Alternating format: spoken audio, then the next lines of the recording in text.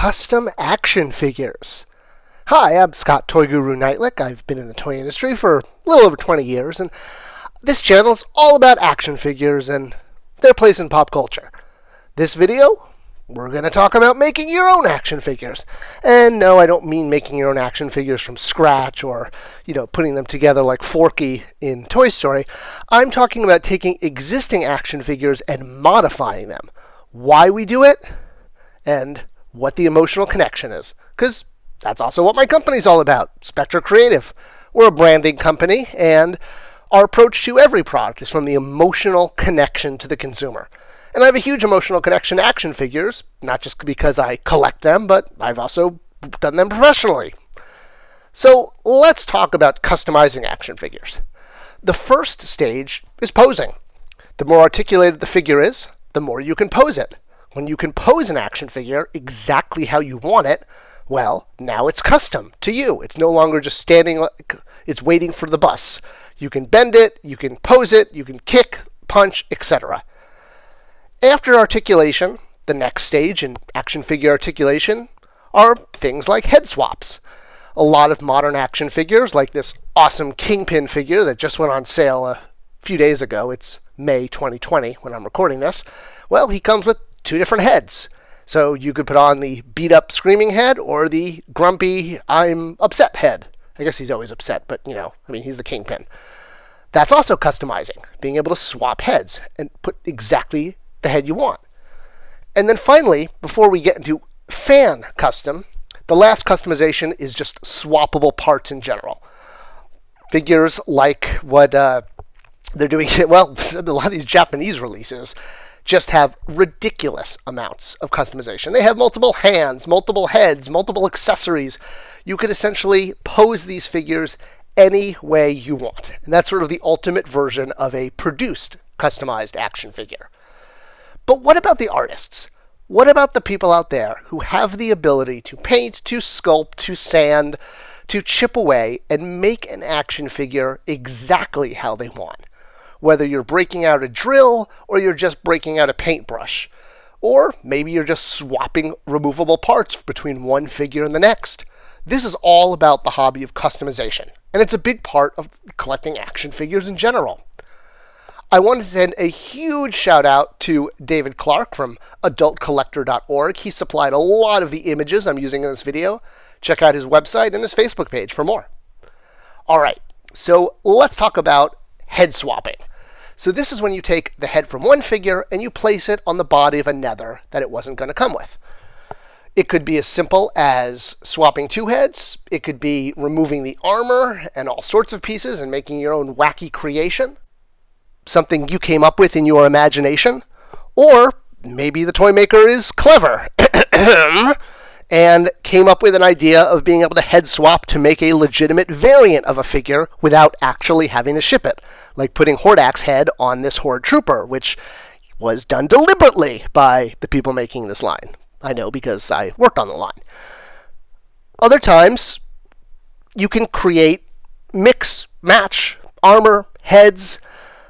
When we made the Masters of the Universe Classics line, and there's going to be a lot of Motu Classic examples in this, not just because David sent them to me, but because I worked on the line and I'm familiar with it, we designed this line to be customizable from day one. It's one of the reasons that all the heads are not only removable, but they have a universal peg, so any head could go with another. The same with the armor. Other times, we made the figures deliberately repaintable. So, for example, Sorceress could easily be done in her mini-comic pink colors, simply by adding a new deco of paint. Some customizers take this stuff to the next level and will actually sculpt original pieces. But again, by making all the heads universal, any head, whether it's a custom head or a factory head, was designed to fit on any body. Some people just want to make slight changes to their figures, giving Frosta, for example here, shinier blue hair than we were able to do from the factory. That is completely part of the fan customization process.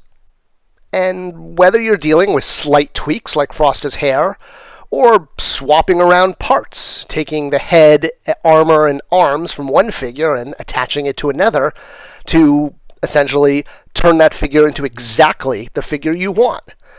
That is a big part of the hobby, and it's a big part of the creative aspect of the hobby and the empowerment part of the hobby. Being able to transform the figure into exactly what you want, whether you're doing slight paint modifications, whether you're creating new parts, creating new heads, taking armor from one figure and cloaks, hoods from another, and mixing and matching them. In the case of Motu Classics, this was all done deliberately from day one, recognizing that customizing action figures is a legitimate part of the hobby. And it's not something that should be shied away from, in my opinion, by the toy makers.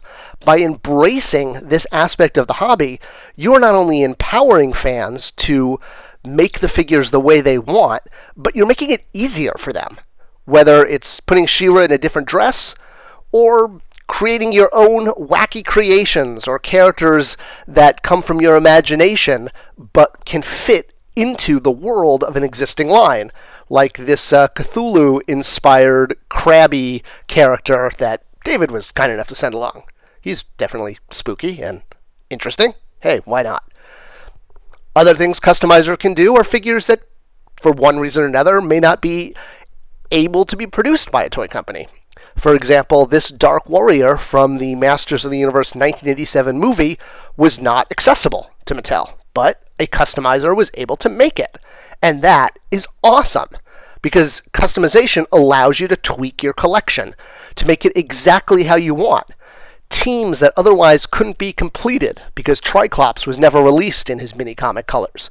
Well, a customizer can make that Triclops and can now complete the evil warriors as they appeared in the mini-comics team. Or if it's a creation that is inspired by an existing character but doing a new version.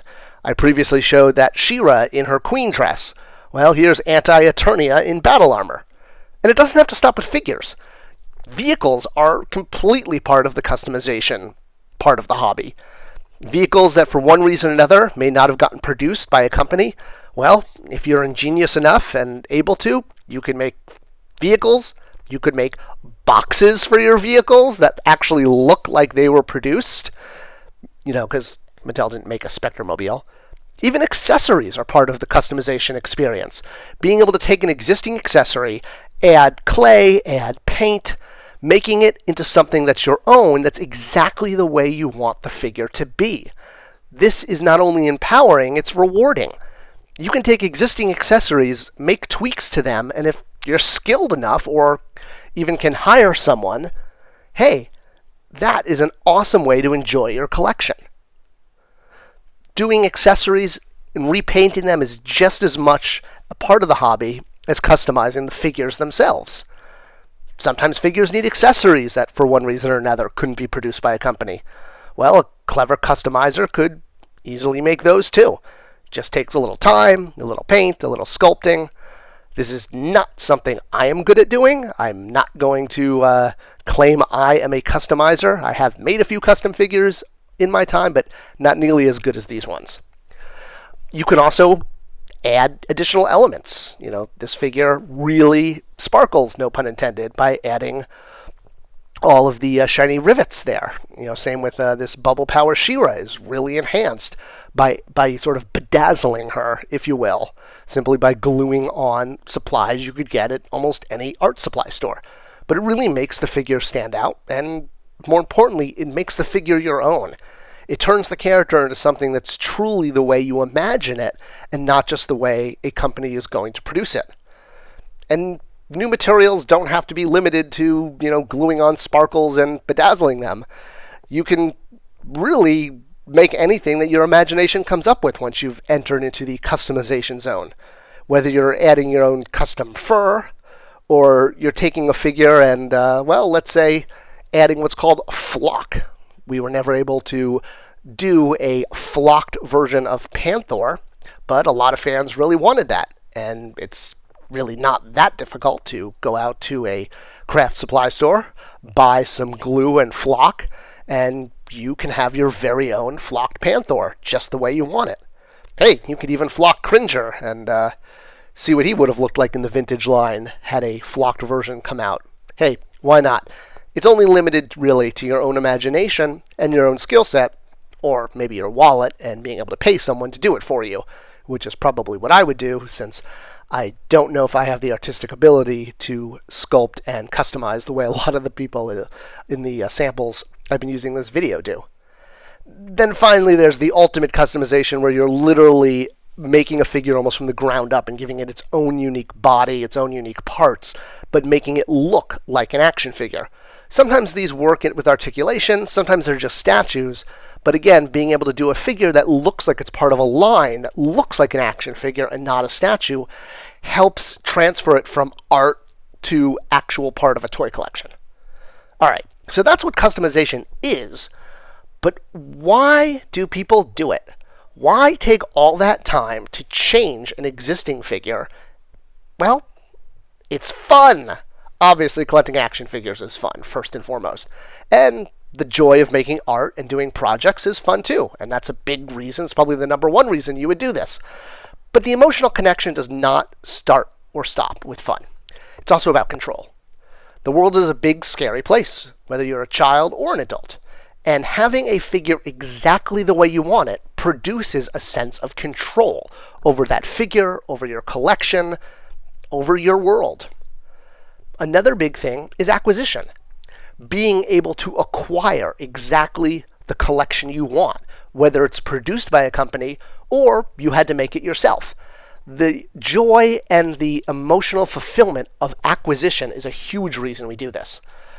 A lot of times you want to finish a team, whether it's the X-Men in the Jim Lee training gear or the mini-comic Skeletor villains I showed earlier.